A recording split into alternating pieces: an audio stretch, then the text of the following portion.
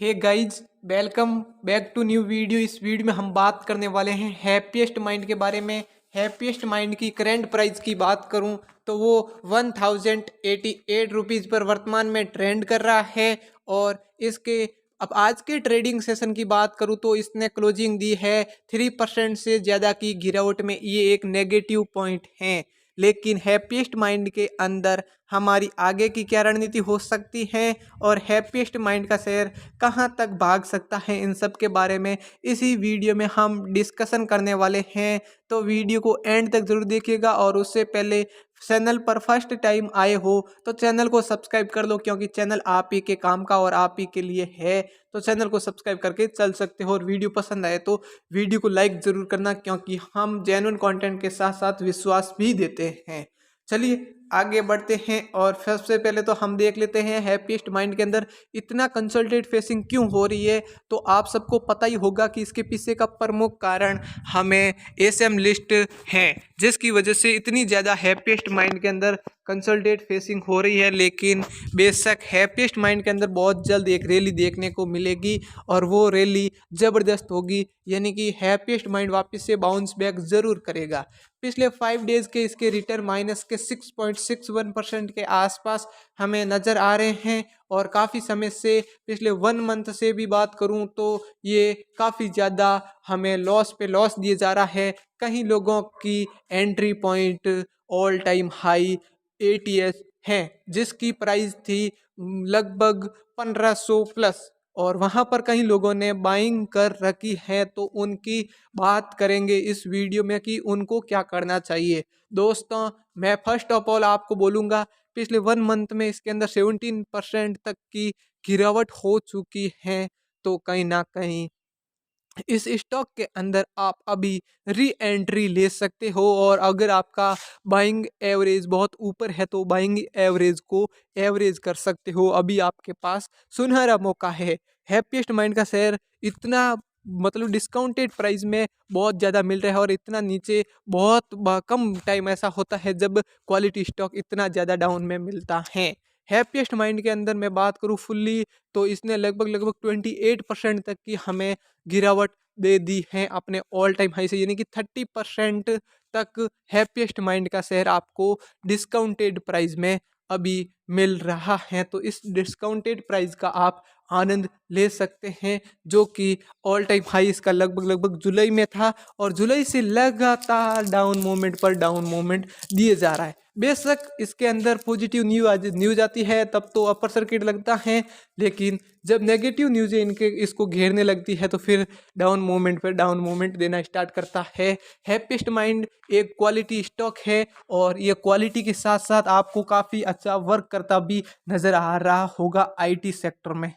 पिछले 5 ईयर के इसके रिटर्न 200% से ज़्यादा के हैं। और इसने पिछले 5 ईयर में हमें 729 5 ईयर नहीं बोलूँगा मैं इसको, क्योंकि हैप्पीएस्ट माइंड की लिस्टिंग अभी जस्ट हुई है। 1 ईयर कह सकते हो आप। 1 ईयर में इसने लगभग लगभग हमें एक अच्छा खासा रिटर्न प्रोवाइड करवा के दिया है। और अपनी लिस्टिंग से लेकर अब तक जिन्होंने आईपीओ में इन्वेस्टमेंट कर रखी थी उनको 1000% से भी ज़्यादा का बेनिफिट हैप्पीएस्ट माइंड के अंदर हुआ है। ऐसा मेरा मानना नहीं है, मैंने रिसर्च किया है उस पर और मुझे देखने को मिला है।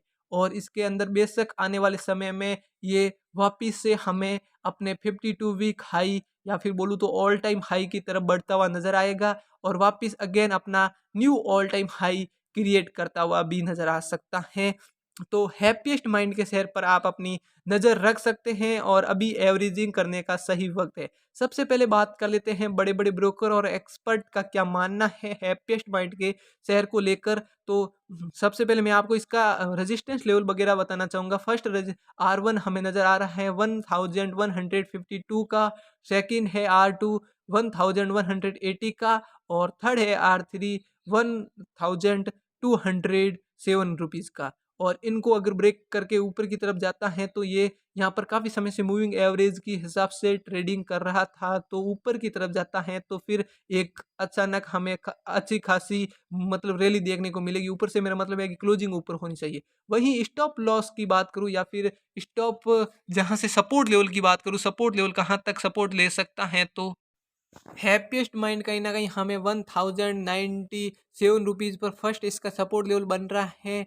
सेकंड सपोर्ट लेवल की बात करें, इससे मतलब नीचे जाने के चांसेस बहुत कम है, लेकिन फिर भी बात कर लेते हैं सेकंड सपोर्ट लेवल की, तो वो है 1071 रुपीज़ का। और थर्ड सपोर्ट लेवल है 1042 रुपीज़ का। यानी कि अपने सपोर्ट लेवल के आप देख पा रहे होंगे बीच में ही चलता हुआ, हमें सपोर्ट लेवल के बीच में ही चलता हुआ नज़र आ रहा है। तो आप कह सकते हो अच्छे खासे डाउन मूवमेंट में आपको ये स्टॉक मिल रहा है, फर्स्ट सपोर्ट से नीचे कह सकते हो आप। 5 डेज के मूविंग एवरेज के हिसाब से 1140 रुपये पर ये ट्रेंड करता है। 10 डेज के मूविंग एवरेज के हिसाब से 1145 रुपये पर ट्रेंड किया। और 20 डेज का मूविंग एवरेज इसका है 1220 रुपये का। 50 डेज का मूविंग एवरेज है 1255 रुपये का। और 100 डेज का मूविंग एवरेज है इसका 1300 रुपये का। और 200 डेज का मूविंग एवरेज 1211 रुपये के आसपास है। और यहाँ मूविंग एवरेज पर ज़बरदस्त ये स्टॉक यहाँ से मूविंग एवरेज को अपने क्रॉस करके ऊपर की तरफ जाता है, फर्स्ट मूविंग एवरेज को। तो फिर हमें इसके अंदर नेक्स्ट मूविंग एवरेज को भी क्रॉस करना ज़रूरी होगा, और अगर इनको क्रॉस करता है तो ज़बरदस्त रैली देखने को मिलेगी, लेकिन कहीं ना कहीं मूविंग एवरेज पर प्रॉफिट बुकिंग होती है। टुडे आज के ट्रेडिंग सेशन में इसकी वॉल्यूम की बात करें तो आज की तो वॉल्यूम नज़र नहीं आ रही है हमें, लेकिन अच्छी खासी वॉल्यूम 4 लाख प्लस नज़र आ रही है। लेकिन कल के ट्रेडिंग सेशन में 2 लाख वॉल्यूम नज़र आई थी, जो कि 65% शेयर ट्रेड हुए थे, ये एक पॉजिटिव साइन है। और 1 वीक में 2 लाख के आसपास नज़र आ रही, जो कि 63% का आप कह सकते हो वॉल्यूम है। और 1 मंथ के एवरेजिंग की बात करें 2 लाख है, जो कि 69% का एवरेज है।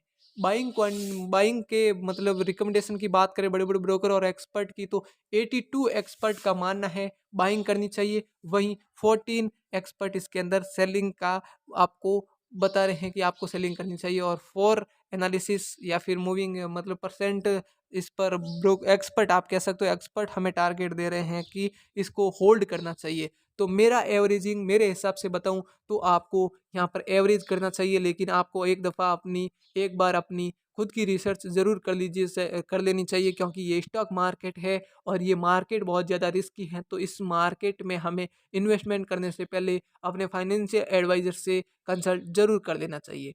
2017 से लेकर अब तक 2021 तक लगातार इसके रेवेन्यू में हमें बढ़ोतरी देखने को मिल रही है, और जिसका असर हमें शेयर प्राइस पर भी देखने को मिल रहा है। इसका रेवेन्यू ज़बरदस्त तरीके से हर क्वार्टर में हमें बढ़ता हुआ नज़र आ रहा है। और कंपनी लिस्टिंग होने के बाद में तो इसका रेवेन्यू ज़बरदस्त तरीके से हमें बढ़ता हुआ नज़र आ रहा है। तो बेशक मार्केट के अंदर एक नई हाई हमें हैप्पीएस्ट माइंड की बनती हुई नज़र आएगी। तो अगर अगर आप इसके अंदर बाइंग करना चाहते हैं तो 1050 रुपीज़ तक आप बाइंग कर सकते हो इसके अंदर, नो प्रॉब्लम। फिर आपको शायद 1050 रुपीज़ तक ये स्टॉक देखने को ना मिले, और अभी काफ़ी ज़्यादा डिस्काउंटेड प्राइस में भी आपको मिल रहा है अपने ऑल टाइम हाई से। लगभग 30% डिस्काउंटेड प्राइस, और 30% डिस्काउंटेड प्राइस कोई कम नहीं होती फ्रेंड्स। लेकिन इसके प्रमोटर्स की होल्डिंग की बात करूँ तो प्रमोटर्स की होल्डिंग 53% की हमें नज़र आ रही है। एफआईआईएस की होल्डिंग इस स्टॉक में अभी भी बरकरार है, तो ये पॉजिटिव साइन है। एफआईआईएस की होल्डिंग 7% की नज़र आ रही है। डीआईएस की होल्डिंग की बात कर तो डीआईएस की होल्डिंग भी इसके अंदर बढ़िया है, कोई मतलब कम नहीं है, ठीक ठाक डीआईएस की होल्डिंग भी नज़र आ रही है। और पब्लिक की होल्डिंग की बात करूं तो पब्लिक की होल्डिंग 35% के आसपास नज़र आ रही है। वहीं अदर्स जिसके अंदर पब्लिक सोर्सेज भी शामिल हैं, इनकी होल्डिंग हमें लगभग 3.04% की नज़र आ रही है। तो दोस्तों मेरे हिसाब से आपको इसके अंदर अभी री एंट्री लेने का प्लान बना लेना चाहिए, और अगर कोई फ्रेश एंट्री ले रहा है तो उसके लिए अभी बिग अपॉर्चुनिटी है।